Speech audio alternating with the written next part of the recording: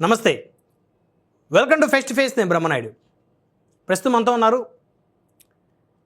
రాజకీయ విశ్లేషకులు లింగంనేని శివరాం ప్రసాద్ గారు. వారితో మాట్లాడదాం. నమస్తే శివరాం ప్రసాద్ గారు, బాగున్నారు సార్? బాగుందండి. 2 ఏళ్ల కూటమి పాలన పూర్తయింది ఆంధ్రప్రదేశ్లో. వాళ్ళు ఒక విజయోత్సవ సభ జరుపుకున్నారు, ముఖ్యమంత్రి, ఉప ముఖ్యమంత్రి, బీజేపీ పెద్దలు. సో అదే రోజు, ఆ తర్వాత రోజు వైఎస్ఆర్సీపీ మోసానికి 2 ఏళ్ళు, అబద్ధపు హామీలకు 2 ఏళ్ళు అని చెప్పేసి వీళ్ళు నియోజకవర్గాల్లో ర్యాలీలు చేశారు. ఆంధ్రప్రదేశ్లో 2 ఏళ్ల కూటమి పరిపాలన మీద శివరాం ప్రసాద్ గారు మీరు ఏం చెప్తారు? ఎలా ఉంది అని మీరు ప్రభుత్వ పరిపాలన గురించి చెప్తారు? ఇప్పుడు 2 సంవత్సరాలు పూర్తయినాయి. సరే, సహజంగా ప్రభుత్వంలో ఉన్నాళ్ళు విజయోత్సవాలు చేసుకుంటారు, ప్రతిపక్షంలో ఉన్నాళ్ళేమో దాని మీద బురదేస్తుంటారు. అది సహజంగా జరిగే ప్రక్రియ.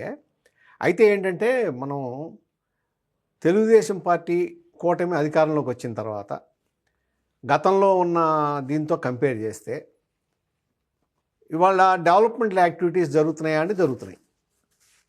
గతంలో ఆల్మోస్ట్ ఏంటంటే డెవలప్మెంట్ యాక్టివిటీస్ని వదిలేసిన పరిస్థితి 2019 నుంచి 2024 వరకు. ఏంటంటే మనం వీళ్ళకి సంక్షేమ కార్యక్రమాలు అమలు చేస్తే చాలు, అదే సరిపోతుందనే ధోరణి కాకుండా ఇక్కడ ఇప్పుడు కూటమి వచ్చిన తర్వాత కొంత డెవలప్మెంటల్ యాక్టివిటీస్ జరుగుతున్నాయి.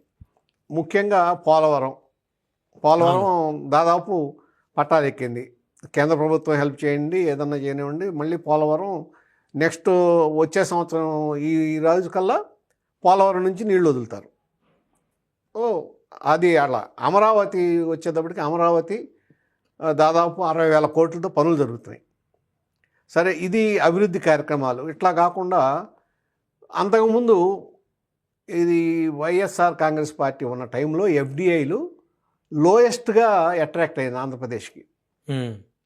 కారణం ఏంటంటే ఆ రోజున ఉన్న పీపీఏలు, ఈ పవర్ పర్చేజ్ అగ్రిమెంట్స్ మీద జగన్మోహన్ రెడ్డి గారు తీసుకున్న చర్యల వలన వాళ్ళు కోర్టుకు వెళ్ళారు, కోర్టు నుంచి తీసుకున్నారు. అదే టైంలో గవర్నమెంట్ మీద ఇన్వెస్టర్స్కి వాళ్ళ బిలీఫ్ పోయింది, నమ్మకం పోయింది.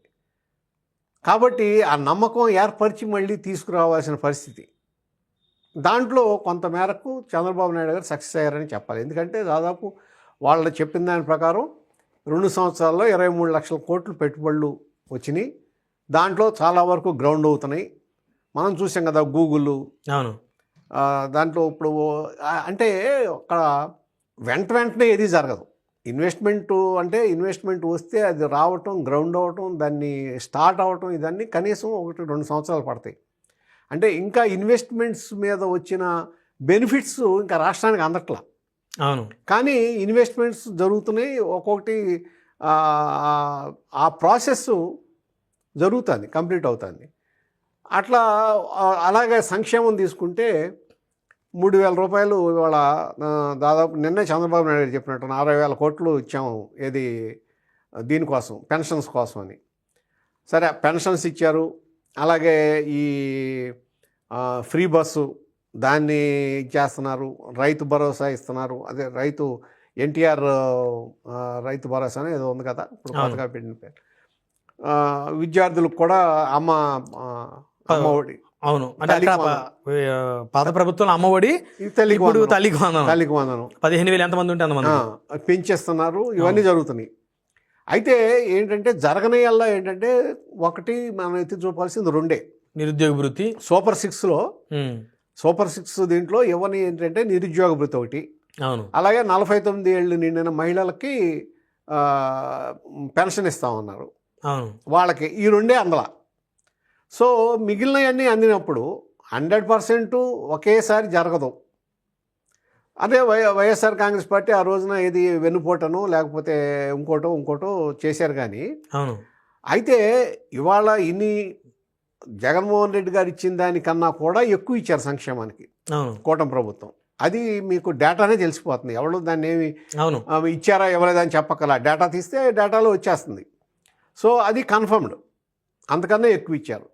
అట్లాగే మీరు ఇవ్వలేదు కాబట్టి చేయటం అంటే జగన్మోహన్ రెడ్డి గారు 19లో ఇచ్చిన హామీల్లో ఆయన మద్య నిషేధం అమలు చేస్తానన్నాడు, చేయలేకపోయారు. చేయలా. అమలు చేసే ఓట్లు అడుగుతాను అన్నాడు, చేయలా. అట్లాగే వీళ్ళకి ఉద్యోగస్తులకి వాళ్ళ పెన్షన్ స్కీముని మారుస్తానన్నాడు, అది చేయలే. అట్లా చూసుకుంటే ఒకవేళ ఆ విధంగా చూసుకుంటే అటువంటి ఇంకా చాలా ఉన్నాయి. అవన్నీ మనం లెక్క ఒక తల్లికి అమ్మఒడిలో ఎంతమంది పిల్లలు ఉంటే అంతమందికి ఇస్తామన్నారు, దాన్ని లిమిట్ చేశారు ఒకళ్ళకి. ఇవన్నీ కూడా ఉన్నాయి. సరే ఫెయిల్యూర్సా ఇది అంటే గవర్నమెంట్కి ఉన్న పరిస్థితిని బట్టి ఇస్తారు తప్ప అప్పులు చేసి ఇస్తే రేపు పొద్దున బండి నడవదు. అవును, అది ఆయన ఇచ్చాడు. కాకపోతే నేను అనేది ఏంటంటే ఆయన ఇవ్వలేదని విమర్శ కాదు, ఇవాళ చేసే విమర్శ ఉంది కదా టీడీపీ మీద. ఈ విమర్శని వాళ్ళు కూడా మీరు ఆ రోజున ఇవ్వలేదు కదా, అది కూడా వెన్నుపోటేనా అంటే చెప్పే సమాధానం చెప్పే వ్యవహారం లేదు. వైఎస్ఆర్ కాంగ్రెస్ పార్టీలో ఉన్న లోటు ఏంటంటే ఇవాళ నిజం చెప్పాలంటే నాయకత్వం ఏముంది అక్కడ. అవును, సరైన నాయకుడు సరిగ్గా ప్రజెంట్ చేసేది, ఒకవేళ ప్రభుత్వం తప్పులు చేస్తే దాన్ని సరైన విధానంలో ప్రజెంట్ చేసే మనుషులు కానీ వాళ్ళు లేరు. ఎంతసేపు ఫేక్ ప్రచారం మీద ఒక తప్పు వార్తని ప్రచారం చేసి అది నిజమని చెప్పిన తర్వాత దాన్ని ప్రచారం చేసేసి ఎంతమందికి వెళ్ళింది రీచ్ అని చూసుకుంటున్నారు తప్ప దాని తర్వాత మరుసటి రోజో లేకపోతే ఆ రోజు సాయంత్రం దాన్ని టీడీపీ వాళ్ళు తిప్పికొడతంటే, కూటమి ప్రభుత్వం తిప్పికొడతంటే సమాధానం చెప్పుకోలేని పరిస్థితి. అది ఆలోచించట్లా. దానికి ఉదాహరణ మన డిఎస్సీనే. జగన్మోహన్ రెడ్డి గారు డిఎస్సీనే ఇవ్వాలా, వీళ్ళు డిఎస్సీ ఇచ్చారు. ఇస్తే ఒక దాంట్లో ఏంటి ఎంతసేపు అన్యాయం జరిగిపోయింది, లేకపోతే ఈ స్పోర్ట్స్ కోటాలో తప్పులు జరిగినాయి అని ఇవన్నీ పదే పదే చెప్పిన అబద్ధాలే చెప్తున్నాను. అవును, దానివల్ల ప్రయోజనం ఏంటి? ఒక మాజీ ఐఏఎస్ ఆఫీసర్ అయితే వచ్చిన దాంట్లో ఏది మొత్తం 43లో మేజర్ కమ్మాస్కి ఇచ్చారని చెప్పి కులం పేరు చెప్పి మరీ చెప్పాడు. అవును, తెరా చూస్తే మేజర్ ఎవరికి ఇచ్చారు, కాపులకి 16 వస్తే తర్వాత రెడ్కి 15 వస్తే ఇవి కమ్మకి 8 వచ్చింది. ఇది నేననేది ఏంటంటే మాట చెప్తున్నారు. అవును, కానీ అక్కడ ఫ్యాక్ట్ వచ్చేటప్పటికి మీరు ఫెయిల్ అయిపోతున్నారు. దాన్ని తీసుకుని ప్రచారం చేస్తున్నారు. అవును, వాళ్ళు ఎంతసేపు సోషల్ మీడియాలో ఎంత వచ్చింది, ఎంతమంది చూశారు, ఎంత రీచ్ అయింది, నిజ నిర్ధారణ చూసుకుంటున్నారు తప్ప నిజ నిర్ధారణ అనేది లేదు. అక్కడ ఫెయిల్ అవుతున్నారు. ప్రభుత్వాన్ని ఎక్కడ ప్రశ్నించాలో అక్కడ ప్రశ్నించలేకపోతున్నారు. ఏ విధంగా ఎక్కడ ప్రభుత్వం ఫెయిల్ అవుతుందో దాన్ని గట్టిగా నిలదీయలేకపోతున్నారు. అవును, తర్వాత అసెంబ్లీకి వెళ్ళటం మానేసి అసెంబ్లీలో ప్రశ్నించే అవకాశాన్ని పోగొట్టుకుంటున్నారు. అది చాలా తప్పు. ఇప్పుడు కౌన్సిల్కి వెళ్తున్నారు, లెజిస్లేటివ్ కౌన్సిల్కి వెళ్తున్నారు కదా, శాసనమండలికి వెళ్తున్నప్పుడు అసెంబ్లీకి రావడానికి ఏంటి? రాకుండా కూర్చుని మీరు ఆ ప్రశ్నించే అవకాశాన్ని పోగొట్టుకుని రాష్ట్రం తరఫున రాష్ట్ర ప్రజల తరఫున ప్రభుత్వాన్ని నిలదీయాల్సిన మీరు నిలదీయలేకుండా కూర్చుని ఒక ప్రెస్ మీట్ పెట్టి ప్రెస్ మీటే మీరు దాన్ని తీసుకోండి అంటే, ఇప్పుడు ఒక కోర్టుకి వెళ్తారు సపోజ్, మీరు కోర్టుకి అటెండ్ కాకుండా ప్రెస్ మీట్ పెట్టి దీన్నే తీసుకోమంటే జడ్జి తీసుకుంటాడా? కాదు, తీసుకోరు కదా. నా ప్రెస్ మీటే దీని కింద తీసుకోండి అంటే జడ్జి యాక్సెప్ట్ చేస్తారా? ఆధారాలు ప్రొడ్యూస్ చేయాలి, అఫిడవిట్ ఇవ్వాలి. అవును, అంతేగాని మీరు నా మాటలనే తీసుకోండి అంటే కుదరదు. కానీ సాక్ష్యాలు కదా. అది ఏంటంటే ఆ విధంగా ఉంది ప్రవర్తన. అవును, దానివల్ల ఏమవుతుంది, ప్రజల్లో వీళ్ళ వైఎస్ఆర్సీపీ గ్రాఫ్ పెరగట్లా. అవును, దానికి తోడు ఇంకోటి ఏంటంటే మధ్య మధ్యలో జగన్మోహన్ రెడ్డి గారు వచ్చి సడన్గా ఒక ప్రెస్ మీట్ పెడతాం. ప్రెస్ మీట్ పెట్టిన వెంటనే వైఎస్ఆర్ కాంగ్రెస్ పార్టీ వాళ్ళు తల్లబట్టుకుంటామే. ఎందుకంటే పెద్ద ట్రోలింగ్ ఐటమ్ ఎవరవుతున్నారంటే జగన్మోహన్ రెడ్డి గారు అవుతున్నాడు. మరి అక్కడ వాళ్ళు రాసి ఇచ్చేవాళ్ళు ఎవరు ఇస్తున్నారో, ఆ తయారు చేసేవాళ్ళు ఏం తయారు చేస్తున్నారో, వాళ్ళు నిజాన్ని చేసుకుంటున్నారా చేసుకుంటలేదా, వాళ్ళు ఎవడైనా ఎవరో కూడా చంద్రబాబు గారైనా జగన్మోహన్ రెడ్డి గారైనా ఎవరో కూడా వాళ్ళే అన్నీ ప్రిపేర్ చేసుకోరు. అవును, చేసి ఇచ్చేవాళ్ళే ముందు దాన్ని ఒక ఎక్సర్సైజ్ చేయాలి, దాన్ని రిసెర్చ్ చేయాలి, చేసి వాళ్ళకి ఇవ్వాలి. వీళ్ళు పర్ఫెక్ట్గా ఉండాలి. అది ఫాల్స్ ఇన్ఫర్మేషన్ ఇస్తే వాళ్ళు ఫాల్స్ అయిపోతారు. వీళ్ళు అదే పని చేస్తున్నారు కదా, అదే ఇన్ఫర్మేషన్. లేకపోతే మావిగా ఏంటి చెప్పండి అసలు? అవును, దానికన్నా తలాతోక ఉందా? అదే మావిగన్ని ఒకవేళ ఆయన అదే అనుకుంటే 2019 నుంచి 24 లోపు వైజాగ్ అనకుండా 3 రాజధానులు అనకుండా ఇక్కడ నుంచి ఇక్కడ వరకు ఈ మొత్తం నేను మచిలీపట్నం వరకు రాజధానిని డిక్లేర్ చేస్తే అయిపోయింది కదా. అవును, అసలు ఇష్యూనే లేదు కదా. అవును, దాన్ని తీసుకొచ్చి వాళ్ళు మళ్ళీ పేరు మార్చాల్సిన పనే ఉంది. ఒకవేళ అదే అనుకున్నారు, దాన్ని మావిగనని పెట్టాల్సిన పనే ఉంది, అమరావతి అని పెట్టచ్చు కదా. అవును, అది కూడా ఎప్పుడు ఆయన అది కూడా మాట్లాడింది ఎప్పుడు? అమరావతిని సెంట్రల్ గవర్నమెంట్ అక్కడ పార్లమెంట్లో పెట్టి అమరావతిని డిక్లేర్ చేసిన తర్వాత అవును. చేసేటప్పుడే కదా. అంటే అక్కడ ఏంటంటే మీ సమయాన్ని వృధా చేసుకుంటున్నారు, మీ ఎనర్జీని వృధా చేసుకుంటున్నారు, ఎక్కడ ఏం మాట్లాడాలో అది మాట్లాడలేకపోతున్నారు. మీ ఫెయిల్యూరు కూటమి ప్రభుత్వానికి ఆయుధం అయిపోయింది, అవును, వాళ్ళకి అడ్వాంటేజ్ అయిపోతుంది. అవును. ఎందుకంటే వీళ్ళు వాళ్ళ మిస్టేక్లను కూడా పర్ఫెక్ట్ గా పబ్లిక్ ముందు ప్రజెంట్ చేయడంలో కూడా వైసీపీ ఫెయిల్ అవుతుంది. మీకు ఒక్కటే గుర్తు, మీడియా సెల్ ఫెయిల్, నిజ నిర్ధారణ కమిటీలు లేవు, ఫేక్ ఇన్ఫర్మేషన్ ఇవ్వటం, అన్నీ ఇవ్వటం, దాన్ని ఫేక్ అని చెప్పి మరుసటి రోజు లేకపోతే ఒక గంటలో తీసేయటం. అసలు దానికి ఏంటి అసలు నాకు అర్థం కాదు. సీరియస్ గా లేరా సార్ జగన్ గారు అనిపిస్తుంది ఒక్కోసారి. సీరియస్ గా లేదంటే అసలు టీమే సరిగ్గా లేనిపిస్తుంది. నార్మల్గా ఎవరైనా కదా సరే మీకు టీం మంచిది ఉండాలి. ఇప్పుడు దానికి ఉదాహరణ గతంలో ఎన్టీఆర్నే తీసుకోండి. ఎన్టీఆర్ గారు ఉన్నప్పుడు ఎటువంటి టీం ఉండేది, ఆయన చుట్టుపక్కల ఎటువంటి వాళ్ళు ఉండేవాళ్ళు, వాళ్ళు పార్టీకి ఆయనకి పనిచేసే లాయల్ పర్సన్స్, ఇక్కడ నాలెడ్జబుల్ పర్సన్స్. ఇవాళ సెల్ఫిష్నెస్ లేరు. అప్పుడు దాంట్లో వాళ్ళ టీడీపీనే తీసుకోండి, సపోజ్ టీడీపీ, అక్కడ మీకు ఒక వ్యవస్థ పనిచేస్తుంది.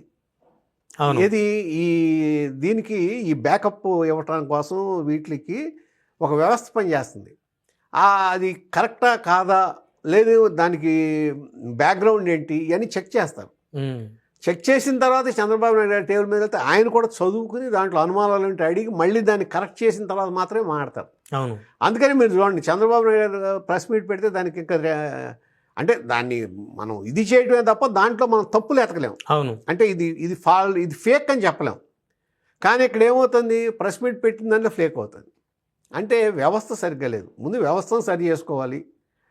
తర్వాత ఇప్పుడు గతంలో ఎన్టీఆర్ గారు కానీ తర్వాత చంద్రబాబు నాయుడు గారు వాళ్ళు కూడా ఒక టీం ఉన్నప్పుడు ఆ టీం ఎటువంటి పర్ఫెక్ట్ టీం ఉండేది, ఎలాంటి వ్యక్తిగత స్వార్థం లేకుండా కొద్దిగా నాలెడ్జబుల్ పర్సన్స్, సామాజిక సమీకరణతో కూడిన టీం, నిజ నిర్ధారణ చేసుకొని అన్ని ఆ ఇన్ఫర్మేషన్ ఇచ్చే టీం ఉండేది.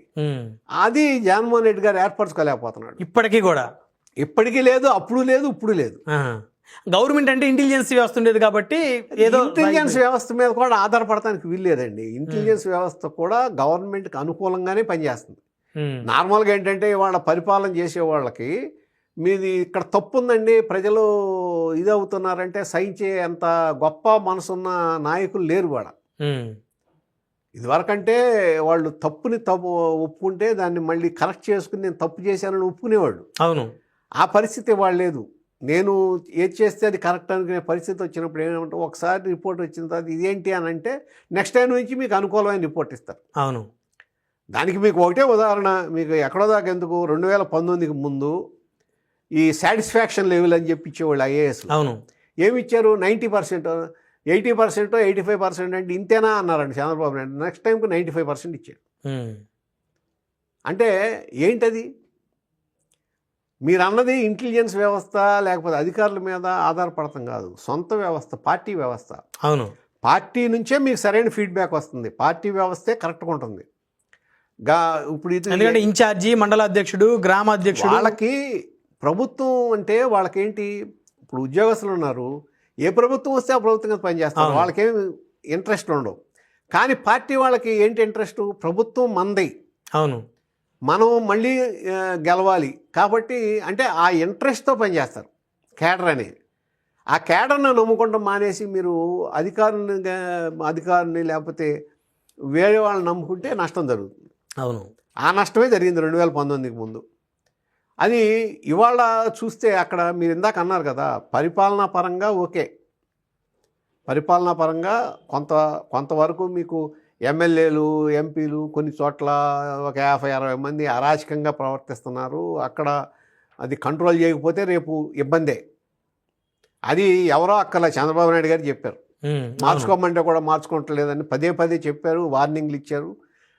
ఆ ఏరియాలు కూడా సరి చేసుకోవాలి ఇమీడియట్గా. తర్వాత మీరు పార్టీని నమ్మాలి, పార్టీ సభ్యుల నుంచి ఫీడ్బ్యాక్ తీసుకోవాలి. గతంలో ఇప్పుడు 83లో ఎన్టీ రామారావు గారు వచ్చిన తర్వాత ఆయన సక్సెస్ అవడానికి కారణం ఏంటంటే గ్రామ స్థాయి నుంచి డైరెక్ట్గా ఆయనకి ఫీడ్బ్యాక్ ఇచ్చేవాళ్ళు, జెన్యూన్ వాళ్ళు ఏమీ పార్టీ పదవులు ఆశించేవాళ్ళు కాదు, లేకపోతే ఏ విధమైన బెనిఫిట్స్ ఆశించేవాళ్ళు కాదు. వాళ్ళు అనుకున్నది ఏం జరుగుతుందని క్లియర్ కట్గా అట్లా ఇచ్చేవాళ్ళు. ఇవాళ ఆ వ్యవస్థ లేదు. ఎవరికైనా అనుకూలంగా వాళ్ళు ఇచ్చుకుంటున్నారు. ఏ పార్టీ కూడా వ్యవస్థ ఇవాళ సార్ ప్రతి నియోజకవర్గంలో ఒక ఎమ్మెల్యే ఉంటే ఒక పార్టీ తరపు నుంచి ఆ ఎమ్మెల్యేకి అనుకూలంగా ఒక వర్గం ఉంటుంది, వ్యతిరేకంగా 2 వర్గాలు తయారయ్యాయి. ఉన్నాం. అదే అట్లా ఆ వ్యవస్థని సరి చేసుకోకుండా ఆ వ్యవస్థను ఏర్పరచుకుంటే అప్పుడు మీకు ప్రభుత్వమైనా ప్రతిపక్షమైనా కరెక్ట్గా ఉంటుంది. ఇవాళ అది లేదు.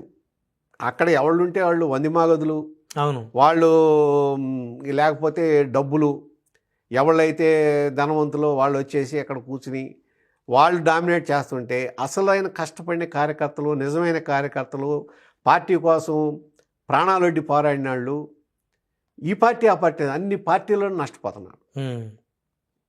ఈవెన్ తెలుగుదేశం పార్టీలోనూ దాదాపు అదే పరిస్థితి, వైఎస్ఆర్ కాంగ్రెస్ పార్టీలో కూడా అదే పరిస్థితి. ఇది ఎప్పుడు మారుతుందో అర్థం కావట్లా. సో ఓవరాల్గా 2 ఏళ్ల కూటమి పాలన మీద ఏమంటారు సార్? కూటమి పాలన, కూటమి ప్రజల దృష్టిలో చూస్తే సమస్యల పరిష్కారం జరుగుతున్నాయి. ఎంతో కొంత గత గవర్నమెంట్తో పోల్చుకుంటే బెటరే. అభివృద్ధి జరుగుతుంది, సంక్షేమం జరుగుతుంది. కానీ ఎమ్మెల్యేలు, కొంతమంది ఎమ్మెల్యేలు వీళ్ళు ప్రజాప్రతినిధులు ఎవరైతే ఉన్నారో వాళ్ళ అరాచకం మూలన, లేకపోతే వాళ్ళ గర్వము, వాళ్ళ యొక్క అహంభావం మూలన, కేడర్ని పట్టించుకోకపోవటం వలన ప్రభుత్వానికి నష్టం జరుగుతుంది. ఏదైతే గతంలో 2019 ముందు ఈ కార్యకర్తలు కాడి కింద పడేశారో దాని మూలన ఏ విధంగా నష్టం జరిగిందో ఆ పరిస్థితి రాకుండా చూసుకోవాల్సిన బాధ్యత చంద్రబాబు గారి మీద ఉంది. అదేవిధంగా జగన్మోహన్ రెడ్డి గారు చూసుకుంటే ప్రతిపక్ష నాయకుడిగా ఫెయిల్యూరే. ఆయన ఏమి ఏది పోరాటం చేయట్లా, పోరాటం లేదు, బయటకు వస్తాడు ఆయన. కరెక్ట్గా ఉన్న పరిస్థితిని నిలదీసి ఇదిగో ఈ విధంగా ఉందని ప్రభుత్వాన్ని అడిగే పరిస్థితి లేదు. ఆయనకి ఇచ్చే ఫీడ్బ్యాకో లేకపోతే ఏ ఫేక్ ప్రచారాల మీదో దాని మీద ఆధారపడి రాజకీయం చేస్తే ఆ రాజకీయం పెద్దగా ఇవాళ సోషల్ మీడియాలో అందరూ యాక్టివ్గా ఉన్నారు కాబట్టి తప్పు ఇమీడియట్గా తప్పు కాదు, ఇది ఒప్పు కాదు, తప్పు అని చెప్పి ఇమీడియట్గా వచ్చేస్తుంది. దానివల్ల నష్టం వారికే జరుగుతుంది. కాబట్టి అక్కడ కూడా ఒక కన్స్ట్రక్టివ్ అపోజిషన్గా ఉండాలి. జస్ట్ ఏదో మనం విమర్శించేసి ఒకరోజు ఇది అయిపోతే అయింది కాకుండా కన్స్ట్రక్టివ్ అపోజిషన్. ఇదివరకు ఎట్లాగైతే గౌతు లచ్చన్న గారు, పుచ్చపల్లి సుందరయ్య గారు, అట్లాగే తెన్నేటి విశ్వనాథం గారు, ఆ రోజున పార్లమెంట్లో ఎన్జీ రంగా, ఇటువంటి నాయకులందరూ ఏ విధంగా ప్రభుత్వాన్ని నిలదీసి ప్రజలకి మంచి చేశారో ఆ విధంగా మీరు కూడా ఇష్యూస్ మీద ఎక్కడన్నా తప్పులు జరిగితే నిలదీసి ప్రజలకు మీరు చేస్తే మీరు ఏ పాదయాత్రలు చేయట్లా, ప్రజలు కూడా మిమ్మల్ని నమ్ముతారు. అట్లా కాకుండా సోషల్ మీడియాని నమ్ముకుని ఫేక్ ప్రచారాలే రాజకీయం అనుకుంటే మాత్రం దాని వల్ల ఫలితం ఉండదు. ధన్యవాదాలు లింగమనేని శివరాం ప్రసాద్ గారు.